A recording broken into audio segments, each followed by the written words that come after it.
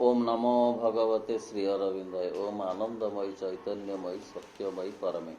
आमे दिव्यजननी श्रीमां विरचित किरंतनी ग्रंथर अध्याय मान पढ़ुले और आलोचना करुले।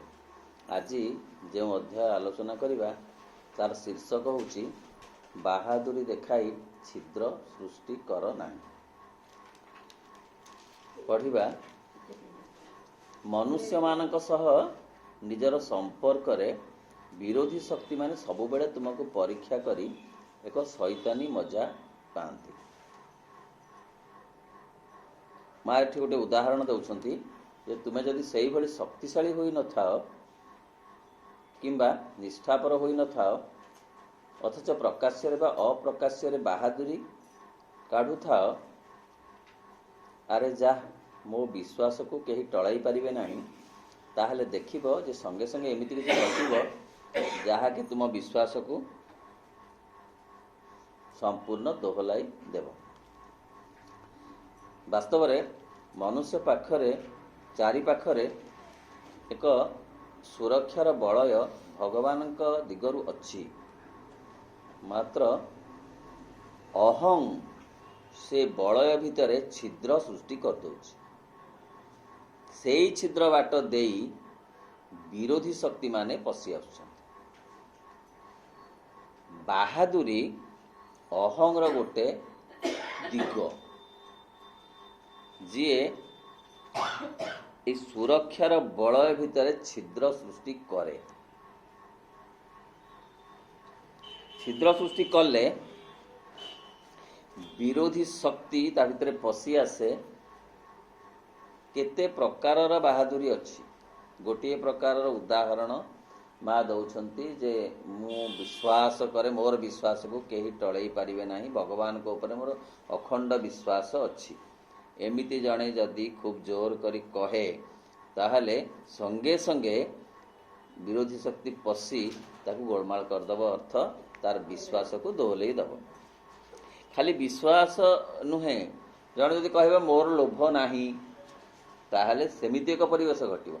मोर क्रोध नाही, देख मोर क्रोध नाही, ताहले क्रोध काहू हेले आसी पहुँचब, कारण से वातावरण रे अछंती से माने देखिबे जे नाही बोली कहूची अर्थ मते से आवाहन करूची, अभिनंदन जणाउची, से आसी पसी गोलमाल सब करिवो। ताहले देखिबो गला खाली ए गोटिए एक विषय रे बहादुरी काढिबा कथा कहूनी, तुम माने अनेक विषय रे बहादुरी काढिथा। मोर मने हुए विरोधी शक्ति मानकर यह गोटे खेल, गोटे मजार व्यापार। बहु प्रकारर विरोधी शक्ति अच्छंती जहा मनुष्य को परीक्षा करती अहरह आ टाणती पछकू, भगवान का आड़ को छाड़ती नहीं। भगवान का आड़ को तो कहीं जीवाकू सहजरे चाहती नहीं। जदि किए चाहती ताहले ताकू चाहिबारु समाने निवृत्त करी दियंती। जो कथा श्रीमद् भगवत गीता रे अच्छी जे सहस्रे लोक भितरे जणे किए चाहे भगवान को आड़ को जीवाकू बा टिकिए तांकू खोजिबाकू जणे, आ खोजुथिबा सहस्रे लोक भितरे जणे मात्र तांकू प्राप्त हुए। तेणु एई भली अवस्था रे मनुष्यर स्थिति, सेई स्थिति को दोहलाई दिए बारंबार ए विरोधी शक्ति छिद्र सृष्टि करी। छिद्र सृष्टिकर अर्थ सुरक्षार बलय भितर आमको काढ़ी निए, तार कबल रे पकई देई आमको जंत्रणा रे जर्जरित करे। क्रोध आम भितर सी भरी दिए एवं क्रोध द्वारा जेते अन्य क्षतिग्रस्त न हुए आमे ताठू बेसी क्षतिग्रस्त हो। लोभ द्वारा आमर एते क्षति हुए जे तार कलना करी हुए नहीं। पढ़िबा तुम्हें जान केते थर एमती देखा जायछि जेतेबेले जने बहादुरी काढ़े या भारी पिलालियामी होई पारे, किंतु जने जेतेबेले कौनसी विषय रे बहादुरी काढ़े ओ मु मो विषय रे निश्चिंत, मु केबे से भूल करिवि नाही, संगे संगे तुम्हें देखिबो गोटे विरोधी शक्ति से बाट दे जाउ थाए एवं तुम बहादुरी फल रे तुम चेतना रे जो छिद्रटी सृष्टि होई थाए सेई विरोधी शक्तिटी चुट करी सेई बाटे पसि जाए तुम भीतर को एवं क्रमशः तुम चेतना भीतर को खेदी जाए। शेष रे तुम एमिति उल्टा काम करी बस जे जहाँ तुम्हें केबे कल्पना करी नथिलो। तामाने निजर बहादुरी प्रकाश करने अर्थ कौन? निजर अहं भाव को प्रकाश करवा। କହୁଛନ୍ତି ଅହଂ ଭାବ ହେଉଛି ଏମିତି ଏକ ଶତ୍ରୁ ଯାହାକୁ ପରାହତ କରିବା ବହୁତ କଷ୍ଟକର କଥା। ସେ କେତେ ବାଗରେ କେତେ ଛଦ୍ମବେଶରେ ଆସି ପହଞ୍ଚେ ଆଉ ତାର କାର୍ଯ୍ୟ କରିନିଏ ତାହା ଜାଣିବା କଷ୍ଟକର ହୁଏ। ସେ ସବୁ ଭୁଲ କାମ ତକ କରେଇ ନିଏ। ଭୁଲ କାମ ଅର୍ଥ କ'ଣ? ସବୁ ଅବିଦ୍ୟା, ଅଜ୍ଞାନତା, ଅନ୍ଧକାର ଭରି ଦିଏ। ଅବିଦ୍ୟା ମାନେ ଭଗବାନଙ୍କର ଚେତନା, ଭଗବାନଙ୍କର ଚେତନା ଭିତରେ ରହିବା ହେଉଛି ବିଦ୍ୟା। ଅବିଦ୍ୟା ଅର୍ଥ ତାଙ୍କ ଚେତନାରୁ ଦୂରେଇ ଯିବା। ଅନ୍ଧକାର ମାନେ ଆଲୋକ ଆଡ଼କୁ ନ ଯାଇ ଅନ୍ଧକାର ଭିତରେ ବୁଡ଼ି ରହିବା, ଇଏ ହେଉଛି ସେ ଅନ୍ଧକାରର କଥା ଯାହାକୁ ବିରୋଧୀ ଶକ୍ତି କରେଇ ଦିଏ। ନହେଲେ ମଣିଷ ବହୁତ ଆଗକୁ ଯାଇପାରନ୍ତା, କାରଣ ମଣିଷ ଭିତରେ ଚେତନା ଅଛି, ଚିନ୍ତା ଶକ୍ତି ଅଛି, ଭାବନା ଅଛି। ବେଳେ ବେଳେ ମଧ୍ୟ ସେ ଜାଣେ କ'ଣ ପାଇଁ ଏ ପୃଥିବୀକୁ ଆସିଛି। ତା ଭିତରୁ କିଏ ଜଣେ ଉଙ୍କି ମାରି ବେଳେ ବେଳେ ତାକୁ ଜଣାଏ, କିନ୍ତୁ ତାକୁ ଧରି ରଖି ହୁଏ ନାହିଁ। ସେଇ ଅନ୍ଧକାର ଭିତରେ ସେ ରହିଯାଏ, ସେ ଅବିଦ୍ୟା ଭିତରେ ମଜିଯାଏ। ଏକଥା ସବୁ କିଏ କରୁଥାଏ? ନା ଅହଙ୍କାର କରୁଥାଏ। ବାହାଦୁରୀ ତାର ଗୋଟେ ଦିଗ, ଭିନ୍ନ ଭିନ୍ନ ଦିଗ ତାର ଅଛି। ଏମିତି ବହୁ ପ୍ରକାରର ଏଜେଣ୍ଟ ଅହଂର ଅଛନ୍ତି। ଆମେ ସେଇ ଏଜେଣ୍ଟ ମାନଙ୍କୁ ଭାରି ବିଶ୍ୱାସ କରୁ, ଭଗବାନଙ୍କୁ ବିଶ୍ୱାସ କରୁନା। କାହିଁକିନା ଏଜେଣ୍ଟ ମାନେ ଆମକୁ ବିଭିନ୍ନ ପ୍ରକାରର ପ୍ରଲୋଭନ ଦେଖାନ୍ତି, ବିଭିନ୍ନ ପ୍ରକାରରେ ଆମକୁ ସିଏ ବିମୋହିତ କରନ୍ତି, ବିଚଳିତ କରନ୍ତି, ଆୟତ୍ତାଧୀନ କରନ୍ତି। ଭଗବାନ ଆମକୁ ଆୟତ୍ତାଧୀନ କରିବାକୁ ଏମିତି ଚାହାନ୍ତି ନାହିଁ ଜବରଦସ୍ତ। ସ୍ୱତଃସ୍ଫୂର୍ତ୍ତ ଭାବରେ ତାଙ୍କ ଆଡ଼କୁ ଗଲେ ସେ ଆମକୁ ବିମୁଗ୍ଧ କରିବେ। ତାଙ୍କର ସେଇ ଯେଉଁ ଶକ୍ତି ଅଛି, ସେ ଶକ୍ତିର ପ୍ରଭାବରେ ପ୍ରଭାବିତ ଆମକୁ କରିବେ। ମାତ୍ର ଆମ ଆଡ଼ୁ ଆମେ ନ ଗଲେ ସେ ଜୋର ଜବରଦସ୍ତି ତାଙ୍କ ଭାବରେ ଆମକୁ ଭାବିତ କରିବେ ନାହିଁ। ଆଉ ଜୋର ଜବରଦସ୍ତି ଯିବାକୁ ହେଲେ ଆମକୁ ଅତିକ୍ରମ କରିବାକୁ ପଡ଼ିବ ସତେ ଏ ଅହଂକୁ। ଆଉ କିଛି କଥାକୁ ଅତିକ୍ରମ କରିବାକୁ ସେ କହୁନାହାନ୍ତି। ଚାକିରି ଛାଡ଼ିବାକୁ କହୁନାହାନ୍ତି, ଚାଷ ବେପାର ଛାଡ଼ିବାକୁ କହୁନାହାନ୍ତି, ରାଜନୀତି ଛାଡ଼ିବାକୁ କହୁନାହାନ୍ତି, ସଙ୍ଗୀତ, ସାହିତ୍ୟ, ନୃତ୍ୟ, ଅଭିନୟ କିଛି ବି ଛାଡ଼ିବାକୁ କହୁନାହାନ୍ତି। ସେ କହୁଛନ୍ତି ଯେ ଏ ସବୁ କଥା ଭିତର ଦେଇ ଭଗବାନଙ୍କ ଆଡ଼କୁ ଜଣେ ଯାଇପାରିବ, ପ୍ରୋଭାଇଡେଡ୍ ଯଦି ଅହଂକୁ ତା ଭିତରୁ ମାଇନସ୍ କରିବ। ଏଇଟା ବିରୋଧୀ ଶକ୍ତି ମାନଙ୍କର ଗୋଟେ ମଜା ଖେଳ। ତୁମ ଚେତନାର ଅଗ୍ରଗତିରେ ତାହା କେବେ ବି ସାହାଯ୍ୟ କରେ ନାହିଁ। କିନ୍ତୁ ତୁମେ ଯଦି ଏପରି ଦୂରବସ୍ଥାର କିଛି ସୁଯୋଗ ନେବା ପାଇଁ ଚାହଁ, ତାହେଲେ ଅଗ୍ରଗତି କରିପାରିବ। ତମେ ଏଇ ଯୋଉ ଦୁଃଖ ଦୁଶ୍ଚିନ୍ତାରୁ ତମେ ମୁକ୍ତ ହେବାକୁ ଚାହଁ, ତାହେଲେ ତୁମେ ଅଗ୍ରଗତି କରିପାରିବ। ସତରେ ଆମେ ଆସିଛୁ ସେ ଚେତନାରେ ଅଗ୍ରଗତି କରିବା ପାଇଁ। ଅର୍ଥାৎ ଗୋଟେ ଭଲ ମଣିଷ ହେବାକୁ କେବଳ ଯଥେଷ୍ଟ ନୁହେଁ, ଗୋଟେ ସାଧୁ ହେବାକୁ ନୁହେଁ, ଗୋଟେ ଅତି ଯାହା କହନ୍ତି ଆମେ ଭଦ୍ରଲୋକ ହେବାକୁ ବଡ଼ କଥା ନୁହେଁ। ବଡ଼ କଥା ହେଉଛି ଆମେ ଭଗବାନଙ୍କ ଆଡ଼କୁ ଯିବାକୁ ଆସିଛୁ। ଦୂରକେ ରହିଯାଇଛୁ, ପାଖକୁ ତାଙ୍କର ଟିକେ ଟିକେ ଯିବୁ। ଆମେ ତାଙ୍କ ଆଡ଼କୁ ଯେତିକି ଯେତିକି ଯାଇପାରିଲୁ, ଆମ ଜୀବନ ସେତିକି ସେତିକି ସାର୍ଥକ ହେଲା। କିନ୍ତୁ ଆମକୁ ଯିବା ପାଇଁ କି ଦଉନାହିଁ ଏଇ ଅହଂ। ବାହାଦୁରୀ ବାଟ ଦେଇ ଦଉନାହିଁ, କେତେ କେତେ ବାଟ ଦେଇ ଦଉନାହିଁ। ଯେତେବେଳେ ଏପରି ଘଟିଲା, ସେତେବେଳେ ଖୁବ୍ ସହଜ ଓ ସରଳ ଭାବେ ନିଜକୁ କହ, ଠିକ୍ ଅଛି, ଭବିଷ୍ୟତରେ ମୁଁ ଆଉ କେବେ ହେଲେ ଏପରି ଆତ୍ମବଡ଼ିମା କରିବି ନାହିଁ। ଆତ୍ମବଡ଼ିମା ଗୋଟେ ଏପରି କଥା ଯେ ତାକୁ ପ୍ରତିହତ କରିବା ବହୁତ କଷ୍ଟ। ଅନ୍ୟର ପ୍ରଶଂସାରେ ଉଲ୍ଲସିତ ହେବା, ସିଏ ବି ଗୋଟାଏ ସେଇ ଆତ୍ମବଡ଼ିମାର କଥା। ଅନ୍ୟ ପ୍ରତି ନିର୍ଦୟ ଭାବ ପ୍ରକାଶ କରିବା, ସିଏ ବି ଗୋଟେ ଆତ୍ମବଡ଼ିମାର କଥା। ନିଜକୁ ବଡ଼ ବୋଲି ମନେ କରିବା, ସିଏ ଗୋଟେ ଆତ୍ମବଡ଼ିମାର କଥା। ନିଜକୁ ହୀନ ବୋଲି ମନେ କରିବା, ସାନ ବୋଲି ମନେ କରିବା, ସିଏ ବି ଗୋଟେ ଆତ୍ମବଡ଼ିମାର। ଗରିବ ଘରେ ଟିକେ ପାଦ ପଡ଼ିବନି, ଦେଖିଲା ବେଳକୁ ଗରିବ ସେ କାହିଁ ହବ, ସେ ତ 5 ମହଲା 3 ମହଲା କୋଠା କରିଛି। ଆମେ କଣ ଜାଣୁ, ଆମେ ତ ଅତି ସାମାନ୍ୟ। ଇଏ ବି ଗୋଟେ ଆତ୍ମବଡ଼ିମା। ସେଥିପାଇଁ ଅନ୍ୟତ୍ର କହିଛନ୍ତି, ମା ତୁମେ ନିଜକୁ ବଡ଼ ବୋଲି ଭାବ ନାହିଁ କି ନିଜକୁ ସାନ ବୋଲି ଭାବ ନାହିଁ, ତୁମେ ଯାହା ତୁମେ ନିଜକୁ ସେଇଆ ବୋଲି ଭାବ। ଏପରିକି ଶ୍ରୀ ଚୈତନ୍ୟଙ୍କର କଥାକୁ ଶ୍ରୀ ଅରବିନ୍ଦ ଗ୍ରହଣ କଲେ ନାହିଁ। ଶ୍ରୀ ଚୈତନ୍ୟ ବୈଷ୍ଣବୀୟ ଭକ୍ତିଧାରାରେ କହିଲେ ଯେ ତମେ ନିଜକୁ ଅତି ସାମାନ୍ୟ ମନେକର, ଯେମିତି ତୃଣାଦପି ସୁନିଚେନ ତରୋରିବ ସହିଷ୍ଣୁନା। ଯେମିତି ତୃଣ ସବୁଠୁ ନିଚରେ ଅଛି, ନିମ୍ନରେ ଅଛି, ସମସ୍ତଙ୍କ ପାଦ ତଳେ ତାହା ରହୁଛି, ତମେ ସେମିତି ରହ, ତାହେଲେ ଭଗବାନଙ୍କୁ ପ୍ରାପ୍ତ ହବ। ଆଉ ତରୋରିବ ସ୍ତରୋଇବ, ମାନେ ତରୋରିବ ସହିଷ୍ଣୁନା, ତରୁ ଯେମିତି ଗଛ ତା ଡାଳ କାଟିଦେଲେ ମଧ୍ୟ ତୁମକୁ ଛାୟା ପ୍ରଦାନ କରୁଛି, ସେ କେବେ ବିଦ୍ରୋହ କରୁନାହିଁ। ତମେ ସେପରି ତମକୁ କିଏ ଅପମାନ କଲେ କି ତମକୁ କିଏ କଷ୍ଟ ଦେଲେ ତମେ ଜମାରୁ ସେଥିରେ ବିଦ୍ରୋହ କର ନାହିଁ।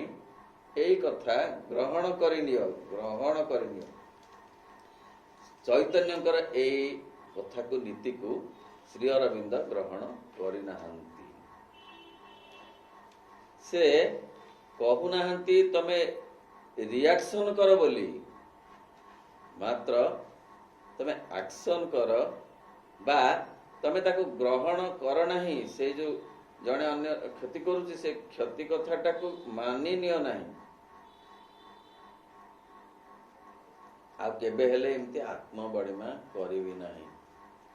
ଗୋଟେ ଦିଗ ମା ଏଥିରେ କହୁଛନ୍ତି ଯେ ଆତ୍ମବଡ଼ିମା ଏତେ ବେଶୀ କ୍ଷତିକାରକ କଥା। ଆଉ ଗୋଟେ ଅଧ୍ୟାୟ ପଢ଼ିବା। ଭୟ ଏକ ଅଶୁଦ୍ଧତା। ଭୟ ବା ଆଶଙ୍କା କରିବା ହେଲା ଏକ ପ୍ରକାର ଅଶୁଦ୍ଧତା। ସମସ୍ତ ବଡ଼ ବଡ଼ ଅଶୁଦ୍ଧତା ଭିତରୁ ଏହା ଗୋଟିଏ। ପ୍ରକୃତରେ ଏ ଭୟ ବିଭିନ୍ନ କ୍ଷେତ୍ରରେ ଅଛି। ଶାରୀରିକ କ୍ଷେତ୍ରରେ ଅଛି, ପ୍ରାଣିକ କ୍ଷେତ୍ରରେ ଅଛି, ମାନସିକ କ୍ଷେତ୍ରରେ ଅଛି। ଭୟ ଆସିଛି ଜନ୍ମ ଜନ୍ମ ଧରି, କାରଣ ପ୍ରାଣୀ ବାଟ ଦେଇ ମନୁଷ୍ୟର ଆବିର୍ଭାବ ଘଟିଛି। ପ୍ରାଣୀ ଭିତରେ ଏ ଭୟ ଭରି ରହିଛି। ସେହି ଭୟ ଦାୟାଦ ସୂତ୍ରରେ ମଣିଷ ପାଖକୁ ଆସିଛି। ରୋଗର ଭୟ, ମୃତ୍ୟୁର ଭୟ, ଧନହାନିର ଭୟ, ବନ୍ଧୁବାନ୍ଧବଙ୍କ ସହିତ ଅପଡ଼ ହୋଇଯିବାର ଭୟ, କେତେ ପ୍ରକାର ଭୟ ଅଛି, ସେ ତାକୁ କାଟେଗୋରୀ କରିହେବନି। ପ୍ରତ୍ୟେକ ବ୍ୟକ୍ତି ପାଇଁ ଭୟର କ୍ୟାଟେଗୋରୀ ଭିନ୍ନ। କିଏ ଦେଖି ଦଉଛି ଗୋଟେ ଅସରପା, ଡେଇଁ ପଡୁଛି 3 ହାତୀ। କିଏ ଗୋଟେ ଝିଟିପିଟି ଦେଖିକିରି ଚିତ୍କାର କରୁଛି ଯେ ଆଉ 3 ଜଣ ଦୌଡ଼ି ଆସିଲେଣି ଘର ଭିତରୁ। କିଏ ଅଗ୍ନିକି ଭୟ କରୁଛି, ନିଆଁ। କିଏ କାହା କୋଉ କଥାକୁ ଭୟ କରୁଛି, କିଏ ପାଣିକି ବି ଭୟ କରୁଛି। ବିଭିନ୍ନ ପ୍ରକାର ଭୟ ଅଛି। ଖାଲି ଆଦି ଭୌତିକ ଭୟ ଅଛି, ଆଦି ଦୈବିକ ଭୟ ଅଛି, ଆଉ ଆଧ୍ୟାତ୍ମିକ ଭୟ ଅଛି ତାପ ଦ୍ୱାରା। ଆଦି ଭୌତିକ ଜନ୍ତୁଜୁନ୍ତା, ତାଙ୍କୁ ଭୟ, ସେମାନେ ଆଦି ଭୌତିକ। ସାପକୁ ଭୟ, ଏ ଯୋଉ କଙ୍କଡ଼ା ବିଛାକୁ ଭୟ, କୁକୁରକୁ ଭୟ। ଭୟ ଏମାନେ ସବୁ ଆଦି ଭୌତିକ। ଏପରିକି ଯୋଉ ମଶା କାମୁଡ଼ିଲେ ଯୋଉ ହଉଛି କଣ, ମ୍ୟାଲେରିଆ। ମ୍ୟାଲେରିଆ ଆଉ କ'ଣ? Dengue dengue. ଡେଙ୍ଗୁ ମଶାକୁ ମଧ୍ୟ ପ୍ରାଣ ନେଇଯିବ ନା, ତାକୁ ବି ଭୟ। ଭୟ ହେଉଛି ଆଧି ଭୌତିକ ଭୟ। ଆଧି ଦୈବିକ ଭୟ ହେଉଛି କ'ଣ ନା ଭୂମିକମ୍ପ, ବାତ୍ୟା, ଚଡ଼ଚଡ଼ି, ତେଣୁ ବିଭିନ୍ନ ପ୍ରକାର ବନ୍ୟା, ଏକ ଆଧି ଦୈବିକ ଭୟ। ଆଧ୍ୟାତ୍ମିକ ଭୟ ହେଉଛି ଅହଂ। ଏଇ ସବୁ କଥା ଭୟର ଜାଲରେ ନା ମଣିଷ ପଡ଼ିଛି। ଏଥିରୁ ମୁକ୍ତି ନ ପାଇଲେ ଆନନ୍ଦ ମିଳିବନି। ଆମେ ଆନନ୍ଦ ପାଉନୁ, ଜୀବନ ସାରା ଚାଲି ଯାଉଛି, ଆମେ ଛୁଞ୍ଚି ମୁନରେ ମୁନେ ଆନନ୍ଦ ପାଇନୁ। ନା ଖାଇସାରିଲେ ଯୋଉ ହେଉଡ଼ି, ସେଟା କ'ଣ ଆନନ୍ଦ ନୁହଁ? ଏଇ ଯୋଉ କ'ଣ ଦେଖେ ଆମେ ଯୋଉ ମେଲୋଡି ଦେଖିକିରି କେତେ ଖୁସି, ସେ କ'ଣ ଆନନ୍ଦ ନୁହେଁ? ଆମେ ଶୋଷ ହଉଛି ଯେତେବେଳେ ଟିକେ ଥଣ୍ଡା ପାଣି ଫ୍ରିଜରୁ ପିଇ ଦଉଛୁ, ଓହୋ ବୋଲି କହୁଛୁ, ଓହୋ ବୋଲି ହୋଟା ଆହୁରି ବଢି ଯାଉଛି, ସେତେବେଳେ କ'ଣ ତା ଆନନ୍ଦ ନୁହେଁ? ନାହିଁ, ତା ଆନନ୍ଦ ନୁହେଁ। ଜୀବନ ସାରା କେବେ ଆନନ୍ଦ ଆମେ ପାଇନାହୁଁ। ସୁଖ ଗୁଡାକ ପାଇଛୁ ଯାହା ଆନନ୍ଦର ଗୋଟେ ଛାୟାଛନ୍ନ ରୂପ। ଆମେ କେବେ ହେଲେ ବାଘକୁ ଦେଖିନାହୁଁ, ବିଲେଇକି ବାଘ କରି କରି ଆମ ଜୀବନ କଟି ଯାଉଛି। ବିଲେଇ ବାଘ ପରି, ବାଘ ନୁହେଁ। ଯୋଉ କଥା କୁହାଯାଉଛି ସୁଖ ବୋଲି ଯାହା ଜନନେତ୍ରେ ଦିଶେ, ଖାଲି ଧୂଆଁ ବାଣ ବୋଲିକିରି କୁହାଯାଉଛି। ତେଣୁ ପୃଥିବୀ ପୃଷ୍ଠରେ ଭଗବାନଙ୍କ କାର୍ଯ୍ୟଧାରାକୁ ନଷ୍ଟ ଭ୍ରଷ୍ଟ କରିବା ପାଇଁ ଯେଉଁ ଭଗବତ ବିରୋଧୀ ଶକ୍ତି ଗୁଡ଼ିକ ଅଛନ୍ତି, ସେହିଠାରୁ ଏହା ସିଧା ଆସିଥାଏ। ଇଏ ଗୋଟିଏ ବିରୋଧୀ ଶକ୍ତି, ତତେ ବିଭିନ୍ନ ପ୍ରକାରରେ ସିଏ ଆକ୍ରାନ୍ତ କରେ। ଆକ୍ରାନ୍ତ କରେ ଅର୍ଥ ବିଭିନ୍ନ ପ୍ରକାର ଆକ୍ରାନ୍ତ କରିବ। ଖାଲି ଏଇ ଜନ୍ତୁ ଜୁନ୍ତା କଥା ପଡ଼ିନି, ବିଭିନ୍ନ ପ୍ରକାରରେ। ଅନ୍ୟ ମଣିଷ ଠାରୁ ମଧ୍ୟ ଭୟ, ଚୋର ଠାରୁ ଭୟ, ଡକାୟତ ଠାରୁ ଭୟ, କେତେ ପ୍ରକାରର ଭୟ ଅଛି।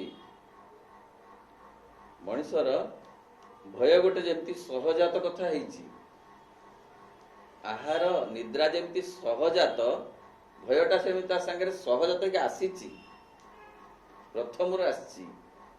ଆଉ ସତେ ତାକୁ ଅତିକ୍ରମ କରିବା ଏଡ଼େ ସହଜ ନୁହେଁ ଯଦି ଜଣେ ସେତିକି ଭଗବାନଙ୍କ ଉପରେ ବିଶ୍ୱାସ ଆଉ ଭରସା ରଖିପାରିଥିବ।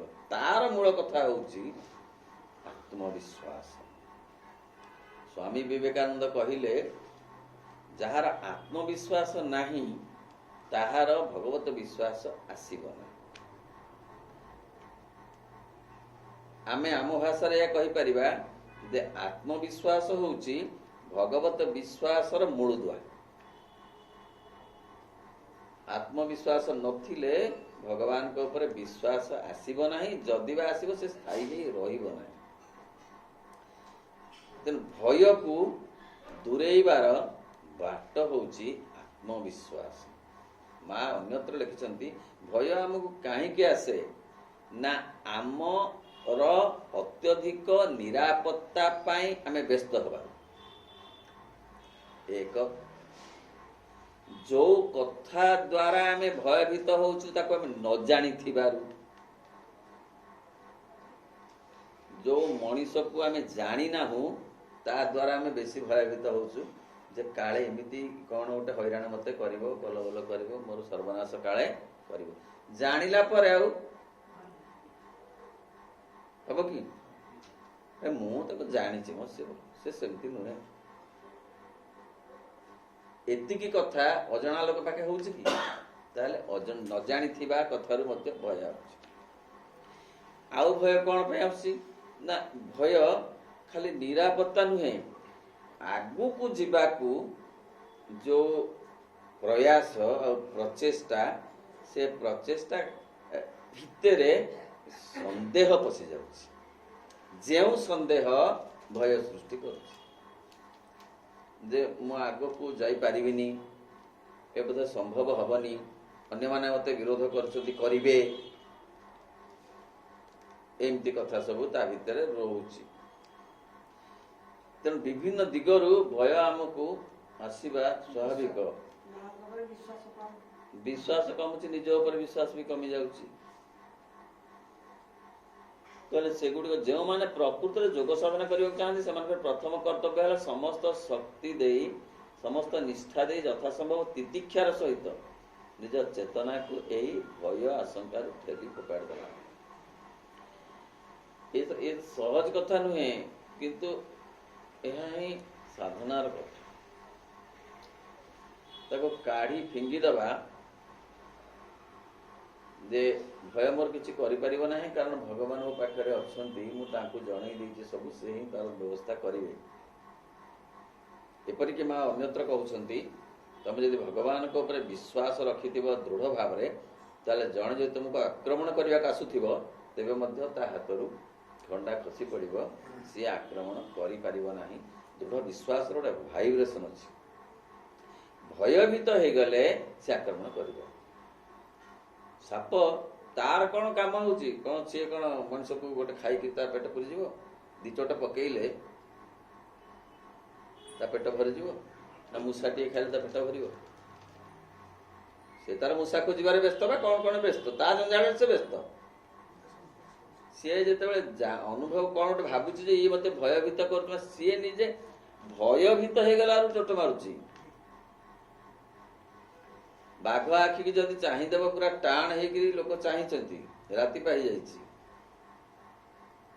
बाघ आसी बसी मनीष ठिया होती चाहिए बाघ ताकू चाहिए मनीष चाहिए राति पाई जाइए बाघ खसिक सका खसिक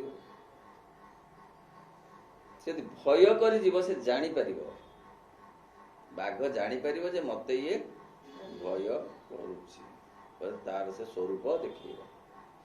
कुकुरटे जे तुम दौड़ से तार जेते बल अच्छी से गोड़े। थे स्वामी विवेकानंद से गोटे घटना घटी से कुकुर तक गोड़े से दौड़े जड़े साधु आसते से कहले कौन कौन रही जा रहीक स्थिर होकर आड़िकी चाह सी से कले आ से कुकुर मान सब हटिगले आ गोड़े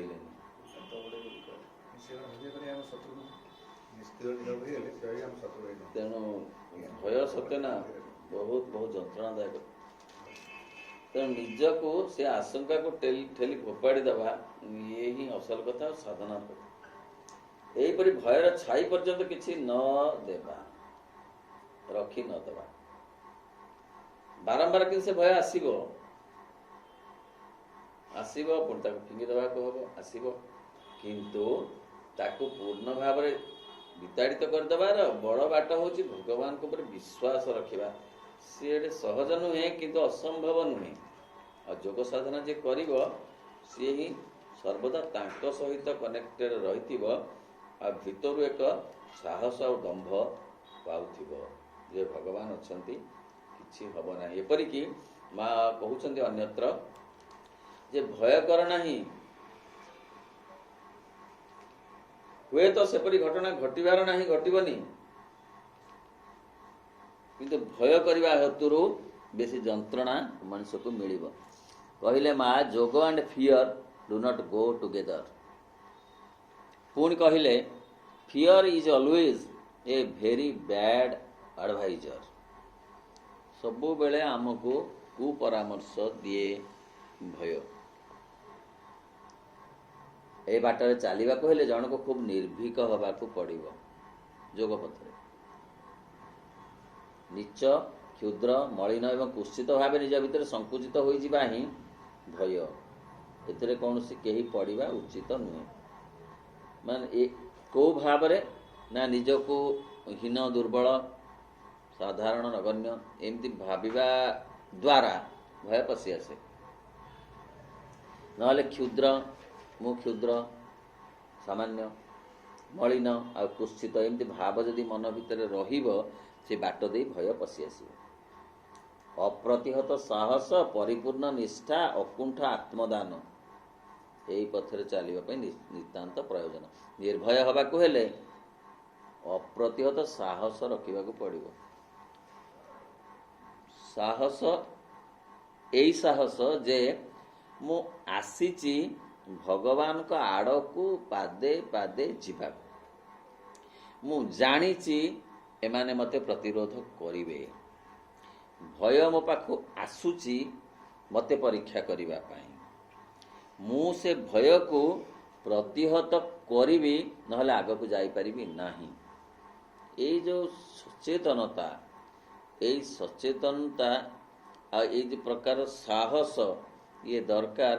କାରଣ ଭଗବାନଙ୍କ ଆଡ଼କୁ ଯିବାକୁ, ଯାହାର ଅନ୍ୟ ନାମ ଯୋଗ, ଯୋଗ ମାନେ କ'ଣ? ଯୋଉ ଧାତୁର ଅପ୍ରତ୍ୟୟ ଯୋଗ କରିବା, ଯୁକ୍ତ ହେବା ଭଗବାନଙ୍କ ସହିତ।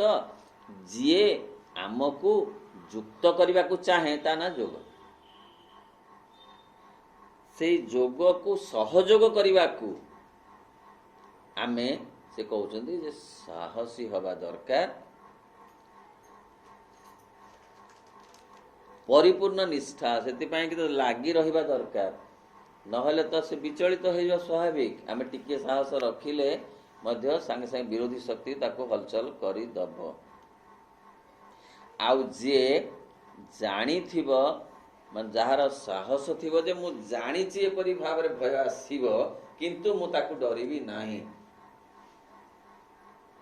ଏଇ ଯେଉଁ ସଂକଳ୍ପ, ଏଇ ଯେଉଁ ନିଷ୍ଠା, ଇଏ ହିଁ ପ୍ରକୃତରେ ଭାରି ଆବଶ୍ୟକୀୟ କଥା। ମନେ ପଡ଼ୁଛି ଉତ୍କଳମଣି ଗୋପବନ୍ଧୁଙ୍କର ସେ କଥା, ହେ ଉତ୍କଳବାସୀ ମୋ ଭାଇ ଭଉଣୀ, ମୋ ଦଣ୍ଡ ବାରତା ଥିବ କର୍ଣ୍ଣେ ଶୁଣି, ଶୁଣିକି ହେ ମନେ କରୁଛ ଶୋଚନା, ଶୋଚନା ନୁହେଁ ଇଏ ମୋ କର୍ମ ରଚନା।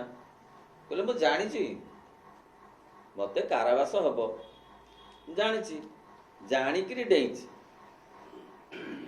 ମୁଁ ଜାଣି ଶୁଣିକିରି ଇଏ ଯେଉଁ ଆମର ଅସହଯୋଗ ଆନ୍ଦୋଳନରେ ମୁଁ ଯୋଗ ଦେଇଛି। ଆଉ ମତେ ଏଇ ଯେଉଁ କାରା କୋଠରୀ ତୀର୍ଥ ଭଳିଆ ଲାଗୁଛି। କହୁଥିଲି ପରା ବୋଲି ଗ୍ରାମ ଗ୍ରାମ, ଦେଶ ପାଇଁ ଦଶ ପାଇଁ କରି କାମ, ମିଳେ ଯଦି କାହା ଭାଗ୍ୟ କାରାବାସ, କାରା ନୁହଇ ସେ ପବିତ୍ର ପ୍ରଭାସ। ଏ ପ୍ରଭାସ ତୀର୍ଥ, ମୋ ପାଇଁ ପ୍ରଭାସ ତୀର୍ଥ ଏ କାରା କୋଠରୀ। ତେଣୁ ମୁଁ ଜମାରୁ ବ୍ୟସ୍ତ ହଉନାହିଁ, ଆଉ ତମେ ମାନେ କେହି ବ୍ୟସ୍ତ ହୁଅ ନାହିଁ। କାହିଁକି? ନାଇଁ, କାଲି ପରି ମୁଁ ଖସିବି, ଏଥିରୁ ଯିବି। କାରଣ ମତେ ଜଜ୍ ଦେଇଦେଇଛି କେତେ? 2 ବର୍ଷ କାରାଦଣ୍ଡ। ଦିନ ପରେ ଦିନ କେଡ଼େ ବେଗେ ଯାଏ, ବରସାରେ ନଦୀ ମହାନଦୀ, ବରସାରେ ମହାନଦୀ ସ୍ରୋତ ପ୍ରାୟ, ଏହିପରି ଗଲେ 24 ମାସ, ପିଟିବ ମୋହର ବଧନାଗ ଫାସ। କହିଲି ଏମିତି 24 ମାସ ଗଲେ ଭାରି, ମୋର ପୁଣି ନାଗଫାସ ଫିଟିବ, ମୁଁ ଯାଇକିରି ପୁଣି ଅସହଯୋଗ ଆନ୍ଦୋଳନ କରିବି। ତେଣୁ ମୋର ଏ କାରାଦଣ୍ଡରେ କେହି ବିବ୍ରତ ହୁଅ ନାହିଁ। ସାହସ କେତେ ସାହସ, ଟିକେ ବି ବିଚଳିତ ହେଇନାହାନ୍ତି। ଶ୍ରୀ ଅରବିନ୍ଦ କାରାକକ୍ଷରେ କେବେ ବି ବିଚଳିତ ହେଇନାହାନ୍ତି, ବରଂ ସେଥିରେ କୃତଜ୍ଞତା ପ୍ରକାଶ କରୁଛନ୍ତି କାରା କୋଠରୀକୁ, କାରାବାସକୁ, ଯେ ମୁଁ କାରାଦଣ୍ଡ ପାଇଲାରୁ ବିନା କୌଣସି ଦୋଷରେ ମତେ ଭଗବାନ ସ୍ୱଦେହରେ ଦେଖାଦେଲେ, ମୋ ହାତରେ ଗୀତା ଗ୍ରନ୍ଥ ଦେଲେ, ମତେ ନିର୍ଦ୍ଦେଶ ଦେଲେ, ଯାହା ମୁଁ ଆଗରୁ ଶୁଣିପାରୁନଥିଲି। ବିଭିନ୍ନ କାର୍ଯ୍ୟରେ ବିବ୍ରତ ରହି, ଯେଉଁ ରାଜନୈତିକ କାର୍ଯ୍ୟମାନଙ୍କରେ ବିଚଳିତ ରହି ମୁଁ ଏଇ କଣ୍ଠସ୍ୱର ତାଙ୍କର ବା ତାଙ୍କ ଦର୍ଶନକୁ ଏମିତି ସ୍ଥିର ଭାବରେ ପାଇପାରୁନଥିଲି। ମତେ କାରାବାସ ବହୁତ ଉପକାର କଲା। କୃତଜ୍ଞତା ସତେ କ'ଣ ସାହସ। ମୁଁ ଠିକ ଅଛି। ଗୋପବନ୍ଧୁଙ୍କର ସତ୍ସାହସ କ'ଣ? ମୁଁ ଠିକ ଅଛି।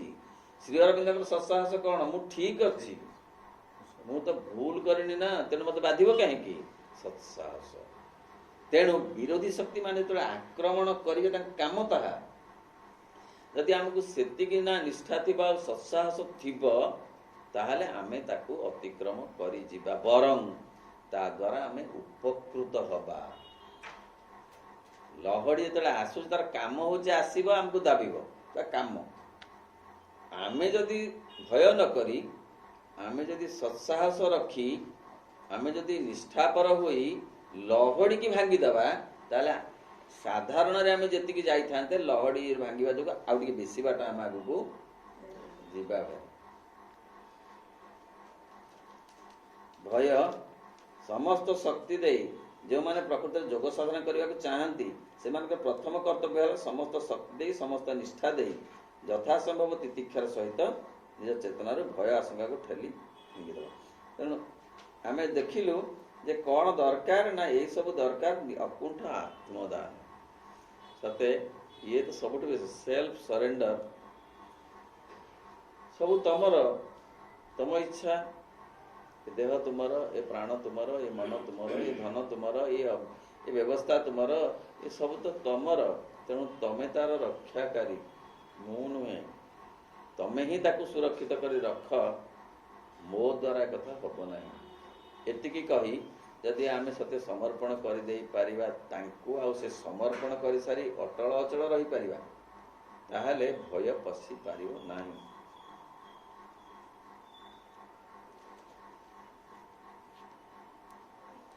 एपरी आस्था रखे नहीं जहाँकि प्रमाण खोजुव कहले किपरि ना जहाँफल जड़े हिसाब बा मूलचाल करिव नाही किसी पाइबार मनोवृत्ति रखी से आत्मदान करे ना एमती अवस्था आसिले भय पशि पारिबो नाही। भय पाई महौषधि होची कौन ना मूलचाल मते निर्भय कर मु या देवी मते एई कथाटा मोर केही देई न जाऊ नहीं न गले मु एई कथा तुमको देवी एमती मूलचाल कले हबनी किछि मूलचाल नकरी केवल आत्मसमर्पण कले भय पशि पारिबो नाही।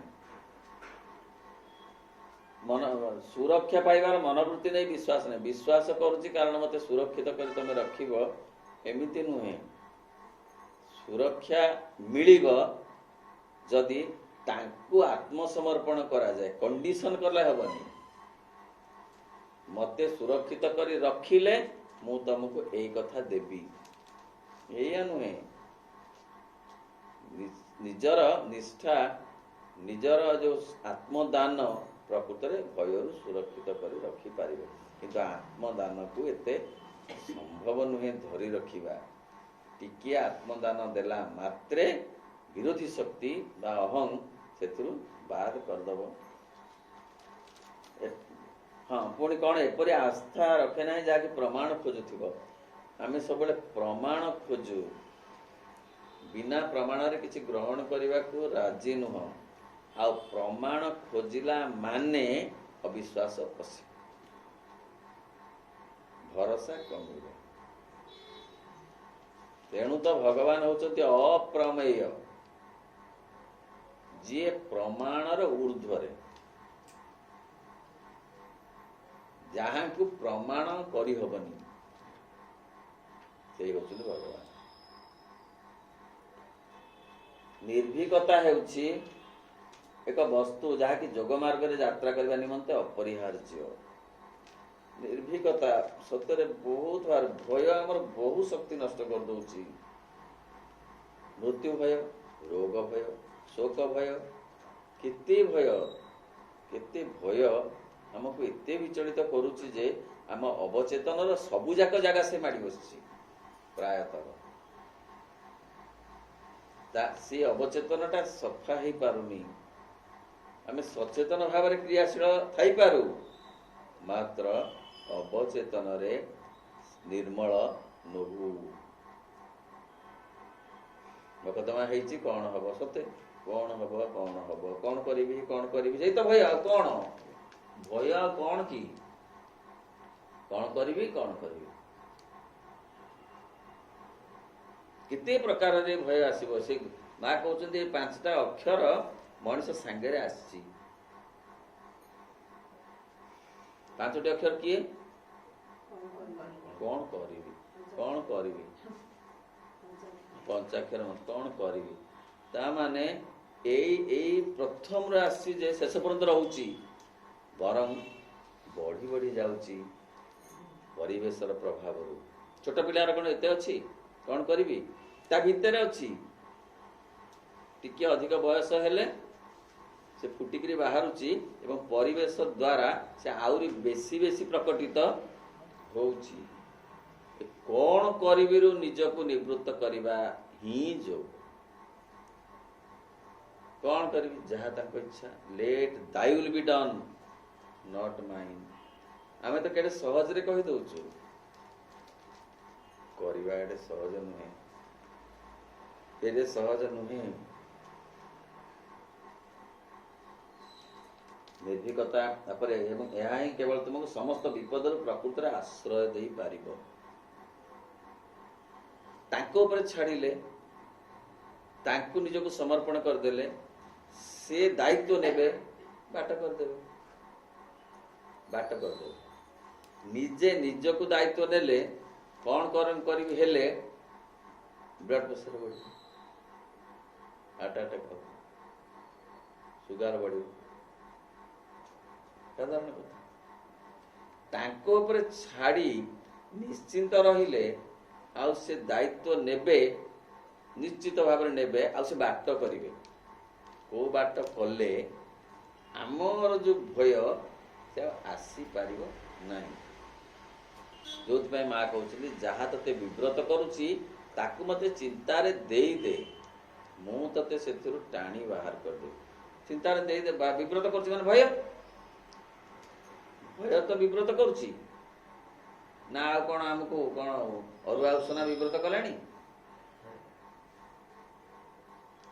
आमको आउ ये सब कथा गुड़ाक विव्रत हुए तो करूना किंतु भय छाड़ू ना ताकू मते देई दे से भय को मते देई दे देई कि निश्चित रही पर टिके देले आमे पुण्य नहीं आसु ना सतरे कौन भगवान पारिबे इतने बड़ असुविधा हेलानी विभिन्न दिगरु असुस्थता दिगरु हो कि असंतोष दिगरु हो कि अभाव दिगरु हो कि बंधु बांधव रे जहाँ आम कौच अबुझामणा बुझामणार अभाव रू हो चारिआड घनई आसलानी ना एतु भगवान कौन मत सत रक्षा कर पारिबे सेतिकरे गला सब गला 12 वर्ष तप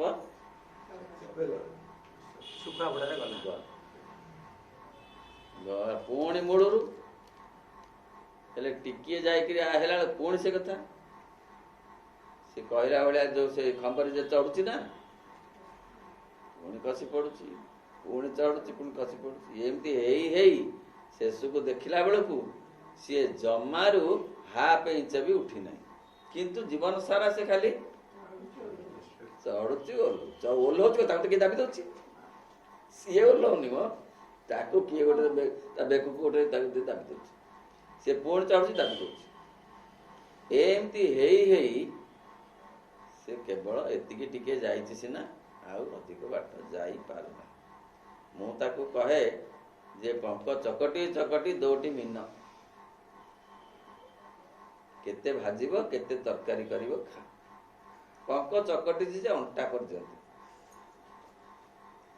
से गला बेलू देखला इति गुटे पक चकटिली गोड़ जे बिंधा प्रबल अंटारू काढ़ा बेलू दोटी मीन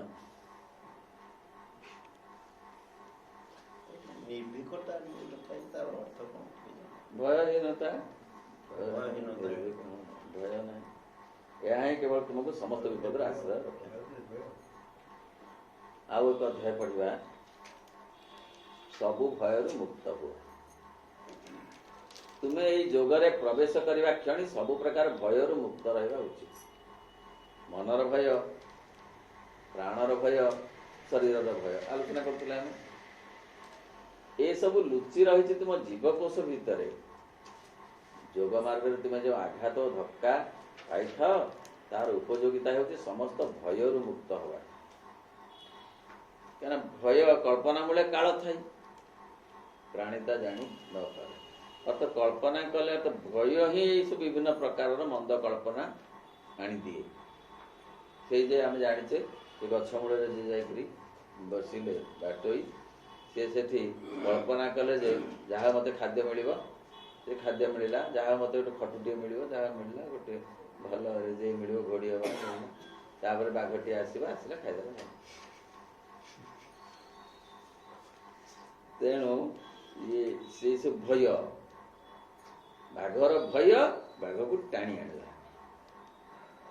जो माँ लिखिं असुविधा विषय भाव ना असुविधा जानिब जे मते सी अभिनंदन जनाऊछि हेले से बेसी द्रुत गति रे पशि आसीबो। जोग मार्ग तुम जो आघात और धक्का पाई तार उपयोगिता होची समस्त भयरू मुक्त हवा। जोग मार्ग रे जो कष्ट मिलुछि ना से तुमको शिक्षा दउछि जे नाही ताको अतिक्रम करबा को हो कारण ए सब कथा आसीबो। आमे धर भाबिबा जे हमको भय न आसु आमे किंतु निर्भय हेकरी भगवान का आड़ को सहज रे पळे हबनी हबनी विभिन्न प्रकार भय जीवन में आसीबो ही आसीबो। रोगर भय तो निश्चित, मृत्युर भय निश्चित, निश्चित भाव में अनेक भय अच्छी जहाँ आसब ही आसब। बाट हूँ जे आत्मविश्वास और भगवान को विश्वास, भगवान के आत्मदान जी जो भगवान को गुरु भाव में ग्रहण करू मना नहीं किंतु एक विराट शक्ति निकट में आत्मसमर्पण न कले भयरू मुक्त हवा आदौ सहज नुहे।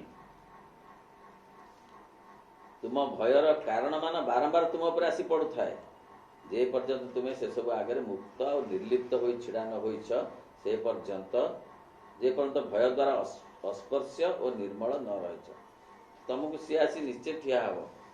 निजे जदि ता आगरे विमुक्त हो छिड़ा होइछ अर्थ भयभीत नुहे दंभ हो छिड़ा होइछ निर्लिप्त है मोह नुहे मोह बोले तो मोह बाट दे भय आसीबो भय तो मोह बाट दे आसीबो ना। शरीर प्रति मोह, धन प्रति मोह, क्षमता प्रति मोह, जस प्रति मोह से मोह बाट दे भय पशि आसवा को सुविधा पाए। तेणु से जन जदि मुक्त हो पारिबो ताहले भय एते पशि पारिबो ना। कार कार समुद्र प्रति भय रही कार निया को भय रही एपरी क्षेत्र देखिबो जे ताकू बारंबार समुद्र नियार भय भितर पड़वा को होथबो। कहंतिनी जोठी भय सेठी कोन जोठी बाघर भय सेठी राति जे जोठी देखिबे आपण जाउछथि दूर बाट गामछा ना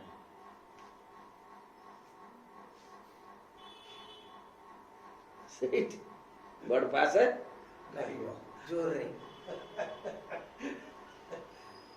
आज गामुछा अच्छी ना दंभ लगे पूरा खाली केछि ना देखा जो लागियो लागोनी सहज एटा बढ़िया कराइछि अपन भाबु छे ओरा हम गामछा आदि कोन हो कि जे भावनाटा से सत्र पूर्ण दी भावनाटा बेस के करे भावना जो वाइब्रेशन हबो से वाइब्रेशन बड़ पास को फेलिबो। वाइब्रेशन रो काम होची बड़ पास को तळु को फेलिबो। वाइब्रेशन यदि नाही तार ठेलिबार व्यवस्था ना।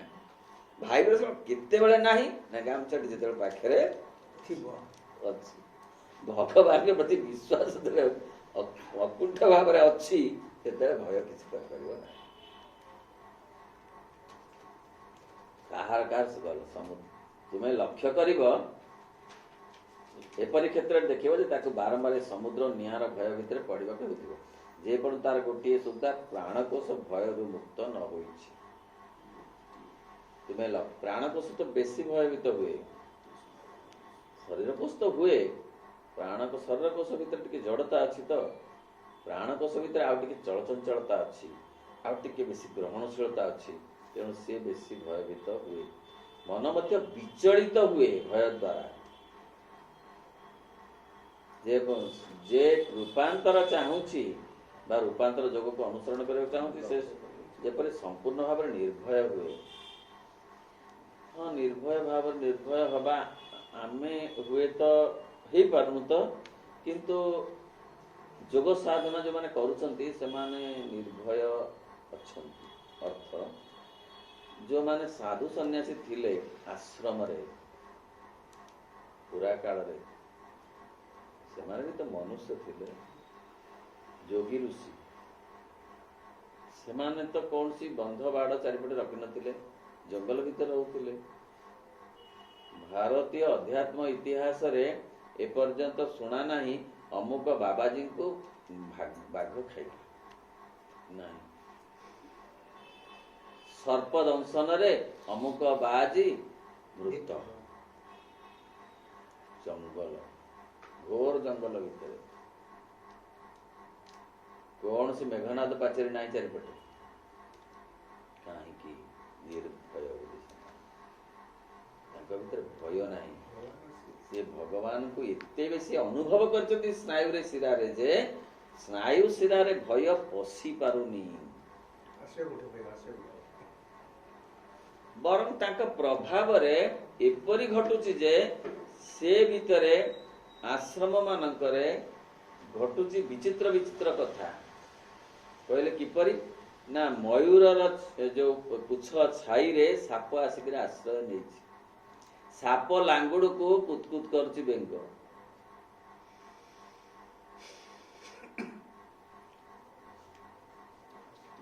ସେ ତାକୁ କିଛି ଗୋଲମାଲ କରୁନି। ଆଶ୍ରମର ବର୍ଣ୍ଣନା ହେଇଛି ସତ୍ୟ। ତେଣୁ ଏଇଭଳି ଅବସ୍ଥାରେ ସେପଟେ ଆଶ୍ରମର ଯୋଉ ହେଇଛି ଯଜ୍ଞ କୁଣ୍ଡ, ତାର ଏପାଖେ ଶୋଇଛି ବାଘ, ସେପାଖେ ଶୋଇଛି ଛେଳି। କାହିଁକି? ନା ଯୋଉ ଋଷିଙ୍କର ତ ଭୟ ନାହିଁ, ଋଷିଙ୍କର ଯୋଉ ନିର୍ଭୟ ଭାଇବ୍ରେସନ ସେ ପରିବେଶକୁ ମଧ୍ୟ ନିର୍ଭୟ କରିଦେଇଛି। କିଛି କାହା ପ୍ରତି ଭୟ ନାହିଁ। କେଡ଼େ କଥା!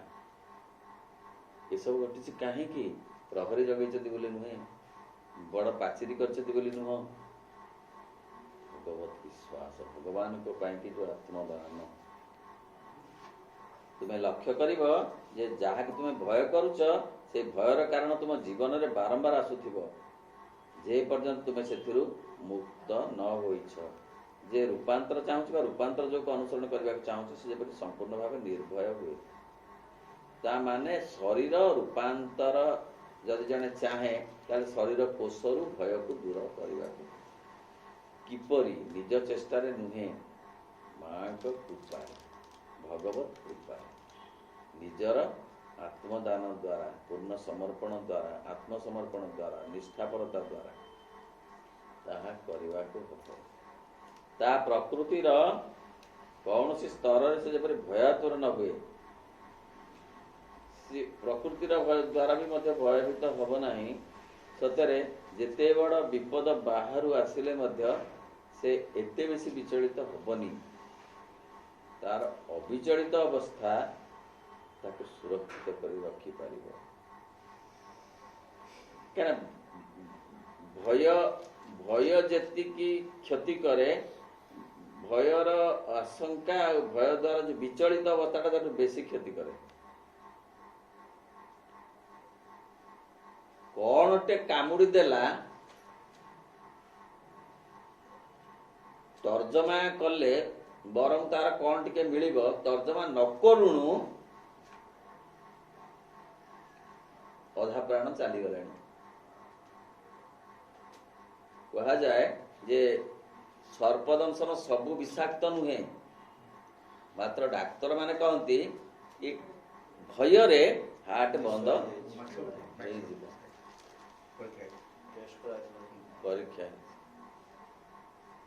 କାରଣ ଭୟ ଏତେ କ୍ଷତିକାରକ ନୁହେଁ। ସେଇ ଭୟ ଆମକୁ ଛାଡୁନି ଆଗକୁ ଯିବାକୁ। କେତେ ସମୟ ସତେ ଯାଉଛି, କେତେ ଲୋକ ସତେ ସତ ରାତି ଅନିଦ୍ରା, ସତ ମଣିଷ ରାତି ଅନିଦ୍ରା ହୁଏ ନା? ଆପଣ ପଶୁ ତ ଦିନ ଆଗେ ମୁଁ କହୁଛି ବଡ ଖୁସିରେ ଅଛି। ମୁଁ ଯେତେବେଳେ ଚାଲୁଛି ନା ମର୍ଣ୍ଣିଂ ୱାକରେ, ମୁଁ କହୁଛି ତୁମେ ସବୁ କେଡ଼େ ଖୁସିରେ ଅଛ। ଟୁକ୍ ବନ୍ଦ କରିଦଉଛି ଆଖି, ପୁଣି ଟୁକ୍ କରିଦଉଛି, ପୁଣି ଶୋଇପଡୁଛି। ମୁଁ ତାକୁ ଦେଖିକି ମୁଁ ଖୁସି ହୁଏ। ଯାହା ହଉ କେଡ଼େ ଖୁସିରେ ଅଛ ତମମାନେ ସବୁ। ଆମେ ଏଠି ଖୁସିରେ ରହିପାରୁନୁ।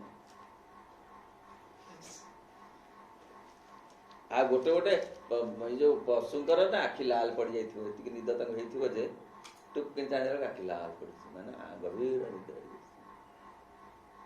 ମା କହୁଛନ୍ତି ଯେ ନିର୍ଭବନାରେ ବଞ୍ଚି ଯାଉଛନ୍ତି, ତାର କୌଣସି ଚିନ୍ତା ନାହିଁ, ଦୁଶ୍ଚିନ୍ତା ନାହିଁ। ତା ପ୍ରକୃତିର କୌଣସି ସ୍ତରରେ ଭୟର କୌଣସି କାରଣ ଦ୍ୱାରା ଯେପରି ଦୋହଲି ନଯାଏ।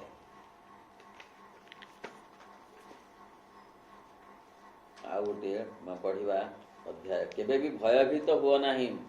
तुम आखि आगे जिते भयंकर कुत्सित कथा पड़ूना कहीं केवे भी भयभीत होनी ये आउ गोटे दिग कहीं ए पृथ्वी बहु प्रकार भयभीत अवस्था रही पृथ्वी निजे भयभीत हो जाइए विभिन्न प्रकार प्रभाव विभिन्न प्रकार घटना घटुची बोले ताकू देखी तुम्हें भयभीत हुओ नहीं सते एमती घटना भी अच्छी लोक कौन सी गोटे दुर्घटना देखी हो जाइछन्ति सी पागल कौन सी गोटे आत्मीयर मृत्यु रे मुक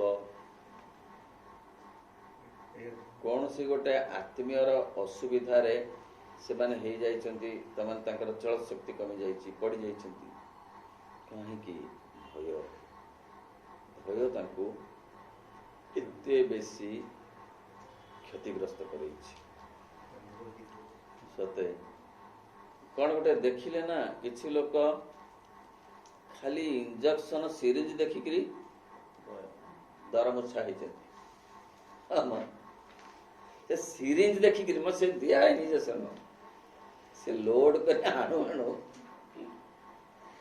ये हाँ हाँ कहिकरी से कहूची रहतु मौसा एमती हुओनी से हाँ एक अध्याय मुछा गले कहीं भय खाली यही कथा सीना एमती कही दौचे हसरे प्रकृतर कौन गोटे बड़ ऑपरेशन हम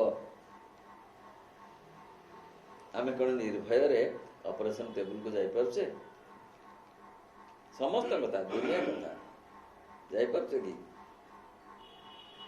कहीं की जाई पारुने भय मु कहूनी का एटा मन कहा पाई सत्य कहा पाई मिछ मु कहू नहीं एटा समस्त पे सत्य यूनिवर्सल फेनोमेना समस्त पे सत्य जे कौन सी हाँ कहले किपरि ना जेते कुत्सित कथा भय रहिबो तुम भितर केवल जो भय रहिबो नहीं ता नुहे कौन सी विरक्ति बा असहिष्णुता मध्य रहिबो नहीं से असहिष्णुता मध्य बहु प्रकार विरोधी शक्ति को सते डाकी आने जनकर कथा को न बुझा सज्जन करवा अन्य प्रति प्रतिहिंसा परायण हवा अन्यर कौन सी सुख सुविधा देखिले निजे असहिष्णु हो पड़ा एमती कथा बाट दे आसे कहीं ना आमे अन्य प्रति जेते बेले असहिष्णु हो आमे ता सहित गोटे नेगेटिव कनेक्शन रखू कथा बुझा दरकार एटा साइकोलॉजिकल कथा माँ को लेखार ना प्रति शब्द रे भरी मनस्तत्व आमे जहाको क्रोध करुचु ता से गोटे नेगेटिव कनेक्शन रखिदेल से नेगेटिव कनेक्शन बाट देई आम पाखक भय चली आसे विभिन्न भाव जन को उदाहरण स्वरूप आमे गाली देलु जेते बेले गाली देलु सेते बेले भाबिलु ठीक करूछ तापरे आसिलार किछि समय पर पर्यंत होय तो भाबिलु जे ठीक अछि तापरे निश्चित भाव रे गोटे रिबाउंड हब जे काई कहली एवं ता द्वारा मोर बेसी क्षति से करिवो न करिवो बोली एपरि नुह ए भय मध्य अच्छी एटा आसिला कोठू ए जो गोटे गोटे चैनल तैयारी हो गला ना असहिष्णुता सेमितिका जनकर भल कथा सुनिले निज भीतर जो असहिष्णुता अछि से लोक सहित गोटे कनेक्शन रहि जाय फल रे ता भीतर जेउ जेउ प्रकार नेगेटिव क्वालिटी अच्छी ता भीतर जेउ जेउ प्रकार भय भी ता भीतर अच्छी दुचिता ता भीतर अच्छी ता भीतर सही कथा गुड़ाक से तार बाट दे पशि आसुची तेणु ये हूँ मनस्तत्वर कथा कहले विरक्ति भी प्रकाश करनी कि असहिष्णु केवल संपूर्ण एक निश्चलता एवं चेष्टा कर सेते बेले जेते दूर संभव शुद्ध एवं प्रशांत रहिबा पाई यही सब कथा केते प्रैक्टिकेबल ताहा भिन्न केते संभव ताहा भिन्न किंतु ताहा ही साधना बुद्धदेव के गाड़ी देले बुद्धदेव कहले मु तो नहीं जा तो मु तो ग्रहण करनी ना ग्रहण करना ताले गला कड़े ना निज पाखे रहले ବସ୍ତୁଟିଏ ଦେଲ ମୁଁ ତାକୁ ନେଇ ନାହିଁ, କାହା ପାଖରେ ରହିଲା? ଯିଏ ଦଉଥିଲା ଦଉଥିଲା। କ୍ରୋଧ ଗୋଟେ ବସ୍ତୁଟେ, କ୍ରୋଧ ଗୋଟେ ବସ୍ତୁ, ଲୋଭ ଗୋଟେ ବସ୍ତୁ, ଈର୍ଷା ଗୋଟେ ବସ୍ତୁ, ହିଂସା ଗୋଟେ ବସ୍ତୁ। ତ ଜଣେ ଯଦି ହିଂସା କରୁଛି ଆମେ ଗ୍ରହଣ ନ କଲେ ତାହେଲେ ତା ପାଖେ ରହିଲା, ଆସିଲା, ବାଡ଼େଇ ହେଲା, ଫେରିଗଲା। ଆମ ଦେହରେ ବାଡ଼େଇ ହେଲା କିନ୍ତୁ ଆମକୁ ପଶି ପାରିଲାନି। ପୁଣି ସେ ବାଡ଼େଇ ହେଇଯାଇକିରି ଆହୁରି ଟିକେ ଫୋର୍ସଫୁଲି ତା ଭିତରେ ପଶିଲା। ମନସ୍ତତ୍ଵ ଠିକ ନା ଭୁଲ? ସିଏ ଯେତିକି ଫୋର୍ସରେ ଛାଡ଼ିଥିଲା ରିବାଉଣ୍ଡ ହେଇକିରି ତା ଦେହରେ ଆଉ ଟିକେ ଫୋର୍ସ ଅଧିକ ହେଇଗଲା। କାହା ଦେହରେ? ସେଇ ଲୋଭ, କ୍ରୋଧ, ଇର୍ଷା ଯୋଉ ହୋଇପାରେ ସେ ଅହେତୁକ ଭୟଟି, ତାପରେ ଯାହା କିଛି ଘଟଣା କାହିଁକି ହୋଇପାରେ ସେ ଅହେତୁକ ଭୟଟି ତୁମେ ନିଜେ ଗଠନ କରିଛ କିମ୍ବା ଅନ୍ୟଠାରୁ ଆସିଛି। ହୋଇପାରେ ଏହା ଏକ ଆକ୍ରମଣ କିମ୍ବା ଏକ ନିଶ୍ଚିତ ସ୍ଥାନ। ଯାହା କିଛି ହେଉନା କାହିଁକି ସବୁକିଛି ଠିକ ହୋଇଯିବ। କିନ୍ତୁ ସର୍ବୋପରି ତୁମକୁ ସବୁବେଳେ ନିଶ୍ଚଳ ପ୍ରଶାନ୍ତ ରହିବାକୁ ପଡ଼ିବ। ଏହା ହିଁ ସାଧନା। ଯେଉଁମାନେ ପ୍ରକୃତରେ ସାଧକ ସେମାନଙ୍କ ପାଖକୁ ଭୟ ପଶି ପାରୁନି, ରୋଗର ଭୟ ମଧ୍ୟ। ମା ଅନ୍ୟତ୍ର ଲେଖିଛନ୍ତି ଯେ ଜଣେ ବନ୍ୟା ପ୍ରପୀଡ଼ିତ ଅଞ୍ଚଳକୁ ଯାଇ ସେ ପାଣି ପିଇ ଦେଇକି ହଜମ କରିଦେଉଛି, ଆଉ ଜଣେ ସେଥିରୁ ଅଳ୍ପ ଟିକେ ଗ୍ରହଣ କରି ମଧ୍ୟ ରୋଗାକ୍ରାନ୍ତ ହଉଛି। କାରଣ ସେ ଯୋଉ ଅଳ୍ପ ପାଣି ହଉ ପଛେ ତା ଭିତରେ ଯୋଉ ପ୍ରକାର ଅଛନ୍ତି ଜୀବାଣୁ, ସେମାନେ ଏ ଭୟ ଯୋଗୁରୁ ବହୁଗୁଣିତ ହେଇ ସୃଷ୍ଟି କରିଦଉଛନ୍ତି ରୋଗ। ଭୟ ନଥିବାରୁ ଅନ୍ୟ ଜଣକ ତାକୁ ହଜମ କରି ଦଉଛି। ତେଣୁ ଭୟ ସତେ କେତେ କ୍ଷତି କରୁଛି ଆମର। ଜଣଙ୍କର ଅସୁସ୍ଥତା ଆସିଛି, ରୋଗ, ତା ପାଖରେ ବସିଗଲେ ଆମେ କହିଲୁ ଡେଇଁଲା ତ, ଆଉ ତାପରେ ଘରେ ନ ପହଞ୍ଚୁଣୁ ଛିଙ୍କ ଆସିଲା, ଡବଲ ଛିଙ୍କ ଆସିଲା। ତାକୁ କହନ୍ତି ଯୋଡ଼ି ଶଙ୍ଖ ନୁହଁ, ଯୋଡ଼ି ଛିଙ୍କ। ଲାଗିଲା ତ ଲାଗିଲା, ହେ ସେଇଠୁ ତ ଆସ। ଆଉ ଜଣେ ଜମା ଭାବି ନାହିଁ, ସିଏ ତାକୁ ଉଡେଇ ଦେଲେଣି। ଦି ଜଣ ଯାଇଥିଲେ ନା, ଜଣଙ୍କର ଛିଙ୍କ ହେଲା, ଜଣଙ୍କର ଛିଙ୍କ ହଉନି। ସେ ଭାଇ କାହିଁ ଛିଙ୍କ ହେଲାନି ନା କେଜାଣି? ନା ମତେ ତ କାହା ଅସମ୍ଭାଳ ହେଲାଣି, ଜର କମ୍ପ ଆସିଲାଣି ଆସ୍ତେ। ସର୍ବୋପରି ତୁମକୁ ସବୁ ପ୍ରକାର ସାହାଯ୍ୟ ସମ୍ଭାବ୍ୟ ଭୟ ଠାରୁ ସୁରକ୍ଷିତ ରହିବାକୁ ପଡ଼ିବ। ବ୍ୟତିଗ୍ରସ୍ତ ହୋଇପଡ଼ ନାହିଁ, ସଂକୁଚିତ ହୋଇଯାଅ ନାହିଁ, ସେପରି କିଛି ହୁଅ ନାହିଁ। କେବଳ ସମ୍ପୂର୍ଣ୍ଣ ଶାନ୍ତ ରହିବ ଏବଂ ସେହି ପ୍ରକାର ଭୟ ଅନୁଭବ ଠାରୁ ପୃଥକ ରହିବ। ତାହେଲେ କିଛି ମନ୍ଦ ଘଟିବ ନାହିଁ, ଆଦୌ ଘଟିବ ନାହିଁ। ଏପରିକି ଜଣେ ଯଦି ପ୍ରକୃତ ଶତ୍ରୁ ତୁମ ଉପରେ ଆକ୍ରମଣ କରିବାକୁ ଆସେ, ଏ ପରିସ୍ଥିତିରେ ସେ ଦୁର୍ବଳ ହୋଇଯାଏ। ତ ଏତିକି ଅଧ୍ୟାୟ ମା ଲେଖିଲେଣି ଆମକୁ ଗୋଟେ ବିରାଟ ପ୍ରତିକ୍ରିୟାରୁ, ଗୋଟେ ଶତ୍ରୁ ଠାରୁ ମୁକ୍ତ କରିବା ପାଇଁ। ଗୋଟେ ଶତ୍ରୁ ହେଉଛି ଭୟ। ତେଣୁ ସେ କହିଲେ ଶତ୍ରୁ ଯଦି ଜଣେ ଆକ୍ରମଣ କରିବାକୁ ଆସିବ ତାହେଲେ ସିଏ ମଧ୍ୟ କିଛି କରିପାରିବ ନାହିଁ। ସବୁ କ୍ଷେତ୍ରରେ କୌଣସି ବ୍ୟତିକ୍ରମ ନଥାଇ ଯାହା କିଛି ଘଟଣା କାହିଁକି ନିଶ୍ଚଳ ପ୍ରଶାନ୍ତ ରହ। ଏତେ ସହଜ ନୁହେଁ ପ୍ରଶାନ୍ତ ରହିବା, ସବୁ ଅବସ୍ଥାରେ ଶାନ୍ତ ରହିବା। ଆଉ ସବୁ ମା କହୁଛନ୍ତି କିଏ ସବଳ ନା ଯିଏ ସମସ୍ତ ପ୍ରକାର ପରିସ୍ଥିତିରେ, ବିଷମ ପରିସ୍ଥିତିରେ, ପ୍ରତିକୂଳ ପରିସ୍ଥିତିରେ ଯିଏ ଶାନ୍ତ ରହିପାରେ। ଆମେ ଭାବୁ ଯିଏ ସବୁବେଳେ ଗଁ ଗଁ ହଉଛି, ଫଁ ଫଁ ହଉଛି, ସେଇଟା ହଉଛି ପ୍ରକୃତରେ ତାକୁ ଡର ମାରୁଛି, ସେଇଟା ପ୍ରକୃତରେ ମଣିଷ। ଆଉ ଇଏ ଯେ ଶାନ୍ତ ହେଇ ରହୁଛି, ହେ ଉଦାସିଆଟି। କିନ୍ତୁ ନୁହେଁ, ଓଲଟା କଥା।